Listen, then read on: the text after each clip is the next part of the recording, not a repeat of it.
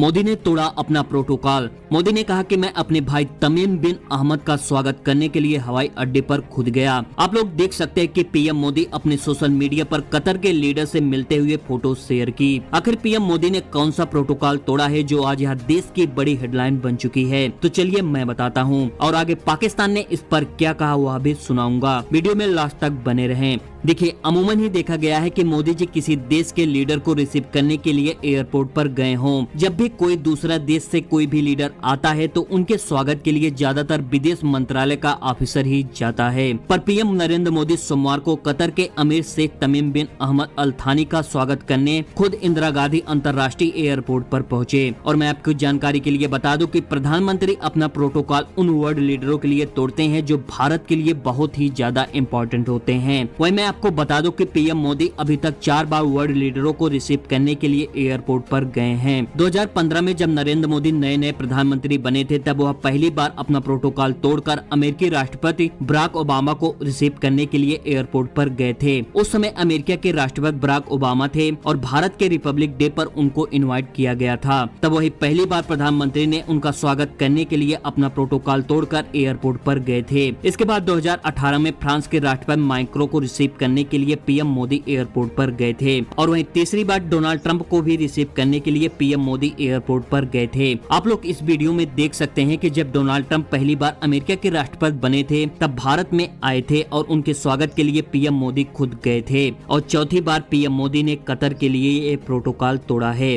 और देखो, जब किसी देश का लीडर खुद किसी दूसरे देश के लीडर को रिसीव करने के लिए जाता है तो एक बहुत बड़ा रिस्पेक्ट होता है कि आप हमारे लिए इतना इम्पोर्टेंट है कि अपना सारा प्रोटोकॉल तोड़कर देश के प्रधानमंत्री आपकी स्वागत के लिए एयरपोर्ट पर आए हैं। अब आप लोग के दिमाग में एक बात जरूर आती होगी, क्या मोदी के लिए कोई देश अपना प्रोटोकॉल तोड़ा है कि नहीं? तो मैं आपको बता दूं कि ऐसा हुआ है। देखिए, अभी जल्द ही पीएम मोदी एआई समिट के लिए फ्रांस गए थे और जब वो वापस फ्रांस से अमेरिका के लिए जा रहे थे तो फ्रांस के राष्ट्रपति माइक्रो मोदी जी को छोड़ने के लिए एयरपोर्ट पर गए थे। अब आपके मन में एक चीज जरूर आती होगी कि कतर भारत के लिए इतना इम्पोर्टेंट क्यों है कि मोदी जी ने इनके स्वागत के लिए अपना प्रोटोकॉल तोड़ा। देखिए, कतर एक छोटा देश है लेकिन कतर भारत की ऊर्जा सुरक्षा के लिए बेहद अहम देश है। भारत में गैस आयात का 48% कतर से होता है। कतर के पास दुनिया का तीसरा सबसे बड़ा प्राकृतिक गैस भंडार है। हाल ही में मोदी सरकार ने देश की इकोनॉमी में प्राकृतिक गैस की हिस्सेदारी बढ़ाने का फैसला लिया है। इंटरनेशनल एनर्जी एजेंसी की रिपोर्ट के मुताबिक वर्ष 2024 में भारत के तकरीबन 65 अरब घन मीटर गैस की खपत की है, जो वर्ष 2030 तक 120 अरब घन मीटर हो जाएगा।